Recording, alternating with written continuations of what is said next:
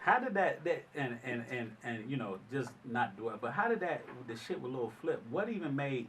I mean, the for those who don't know this, watching and listening to the show, you know, what even made that quote unquote beef even come about? Like what started that shit? Was it a mixture of you saying you the king of the South versus him thinking that he was that nigga at that point? What a combination? What was it that caused that shit? I know. It was a series of unfortunate events that just kind of happened one after another simultaneously. And, you know, we just ain't never gonna lay down. We just was at a point in our lives where, you know, gas was all we had. That was it. We had no brakes. Did y'all ever sit down man to man and finally just say, you know what, man? Nah, this shit. it wasn't no need. But some things are. Hey, but you know what? When you're at the top, you have a lot of folks. Nah, I mean, we spoke. Did y'all speak about it to be like, look, man? I mean, because I mean, you know, we agreed to live and just throw the deuces up. That's how I left it. But you know, and we talked about at the beginning of the show as far as your growth. growth. The thing was though, the only thing, like, you know, just back and forth with the words is one thing. As you say, that tongue wrestling. Yeah, all that tongue, all that lip boxing. That's you know what I'm saying. That's one thing, but. You know, it was a threat made against my son at the, you know. Yeah, so nah, we don't play with that. that. When I ended up in Houston. We don't. I get he didn't see it as being that serious when he said it, but I took it very seriously and I pulled up. Yeah. Well, musically right now, what you fucking with? Like what, you know, cause it's a lot of artists that come out of Atlanta, you know. You hear a lot of old OGs, old cats, man, fuck these young niggas, they ain't really, this mumble shit is whack. But what came out the A or period, like what musically are you fucking with that you listen to, that you really rock with it? You be like, yo, I'm fucking with that shit. I mean, there's a few things, man. I fought with that new Trouble. Mm-hmm. You know what I mean? Trouble. I fought with Migo.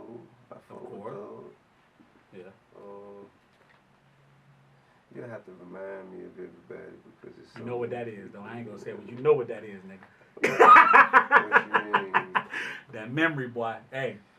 That memory, nigga. It's just so much shit going on. No, you know, we done some other shit. You know, it's some inside. That has absolutely no bearing on me being able to recount that's what that what is. I've been listening to. So if you're, let's speaking about memory. Yeah. Do you remember how you met him? How did you guys? Man, I don't know. We just been always in the same circles. We always had mutual acquaintances and for years. You know what I mean? In the same rooms. You know. And, you know, I don't remember exactly, I just remember from back early on. Yeah. Like and KP maybe. Yeah, and we talked about this off camera before you was here, Jamie, is that when Dope Boys in the Trap, Tip's manager at that time, Jason Jeter, I met with them. They needed some assistance with breaking the record. And we worked together then. That was shit. What year? That was 02? That was 2000 probably. 2001. So, you know, but like he said, we just, you know, coming up in this cultural hotbed of Atlanta, when you pushing certain buttons, you go run across the same people. Whether it's with Jason Jeter, or it's with Toon, whether it's with Shakespeare, Killer Mike, our mutual, you know, our mutual. Yeah. We've been running in the same circles for a long time. Right.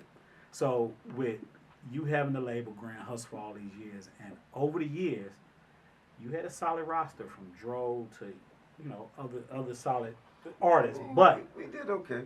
Y'all did damn. Yeah, I know. Who was that one miss that you had the opportunity? Yeah, that you had the opportunity to bring up under that grand. Yeah, that's why he laughing, because I'm sure it was it's that one where you like, boy, why the fuck didn't I sign them when I had the chance? Who was that one? The biggest one would be Drake. What? Yeah. Damn, Tip. Yeah. So you had the opportunity to sign Drake. What happened? I ain't see it. You didn't, and we all. I mean, being and I'm with you because. But I was at a point in my life like I wasn't even listening. Like I was just know what I mean? Yeah. I had my own agenda, and anything that it wasn't my idea. Like I was very narcissistic. You know what I mean? To be able to say that yeah. I still am sometimes. You know, I've gotten a lot better though. I self-diagnose myself, and, you know what I'm saying, try and like work on it when I can. you self-prescribed too, just self-diagnose. But I mean, that's pretty cool that, you know. No, that is. Yeah, I mean. Yeah, no, that, no, that really does show growth to be able to say that. I write my own prescriptions to my little dosage. There you go. So how did that whole like tell me how did you even meet Drake for him to even for you to even have that opportunity to even potentially sign him? I don't remember, man. I just remember it was a meeting. I vaguely remember a meeting, and you know, I think it was through my homeboy Los Dog Gable.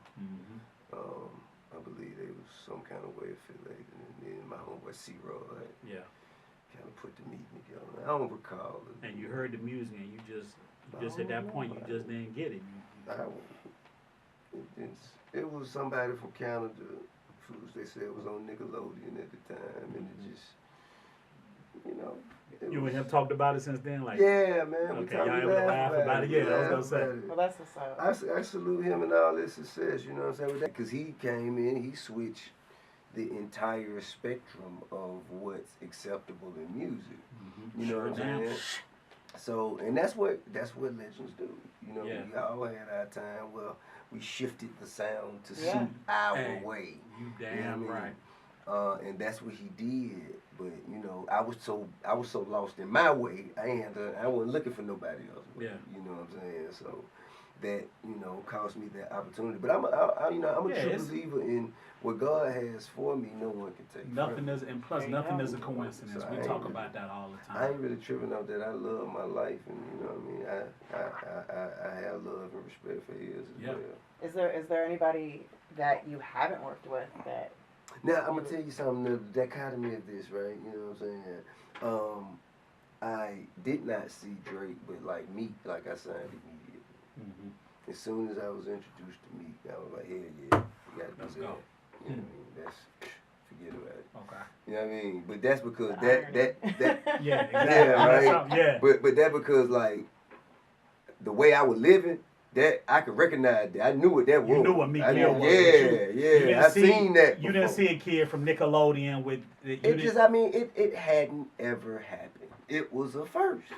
Yeah. You know what I'm saying? It wasn't something you could identify with. Right. I didn't, you know, really relate as much to it at that time. So I couldn't see it. Whereas Meek, you know, I came from that. I came from that struggle. Yeah. So I kind of understood more. Yeah. You know, I got it immediately. So with any of these other artists that came up in Atlanta through the years, from 21 Savage to Trouble to Playboy Cardi to do you feel that, like, from a label standpoint, that they per se fell through without you?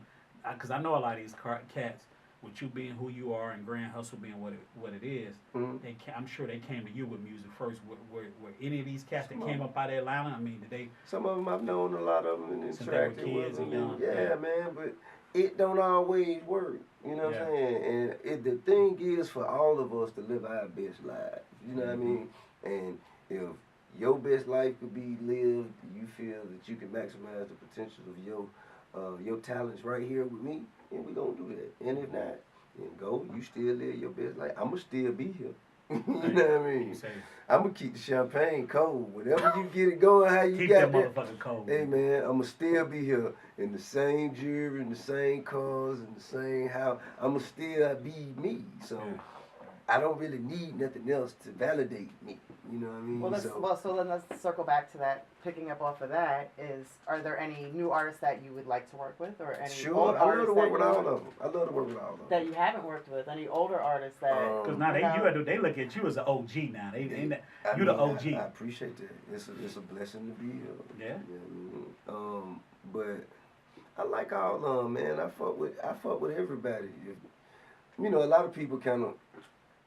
I feel like a lot of motherfuckers, they, you know what I'm saying, they don't really approach a nigga, you know what I'm saying, and really speak how people's perception of me sometimes cause them to deal with me a certain way. And this shit get weird. So do you feel like you're intimidating? Unapproachable. I don't know, man. I mean, listen, man, and I'm just gonna be very, very blatantly honest. I'm very approachable. I'm so approachable. That really know you. I'm so approachable to the point, if you come on some bullshit, I'm gonna let you know. You know what I'm saying? And if I feel like you goddamn just sitting here talking for no reason, I'm gonna stop you. You know what I mean? I mean, that's how it should be. A lot of people can't handle that shit. But that especially ain't my artists. fault, Especially artists. I don't this give a nigga right here, damn, funny acting listen. ass nigga. Hey man, listen, bro, you weren't talking about shit. And your music, and your music really ain't hit no shit. But you know, and you gonna let a nigga know. A lot of folks can't take that. Hey, I mean, I ain't gonna be rude. If I don't like your music, it's just like, man, this ain't it. Yeah. This ain't it for me. You and creative, you know, creatives can't take that, man. That's not my business. Now, with you, I don't soothe no men. Like I right. wasn't put on this earth to soothe no man. Give them your social media handles, bro. I'm TrollMan31 on Instagram, at TIP at Twitter. At TIP. Is that you? It's not, you know, an assistance you want. That's you doing your shit, no ain't comment. Yeah. Hey. Whoa. Why you worried about who doing I mean, we just want to know. Trouble Man 31. Maybe the fans want to know who they're talking to. Who type your messages, sister? Hey. Hey, I'm gonna let them finish this after Jamie Page signing off. It's Jamie Page on Instagram. Jamie Page, I'm Big Jerry Clark, Legendary Jerry Podcast. Y'all tune in every Wednesday night. Thank you so much. Appreciate you, Brother Tip. We signing off. Peace.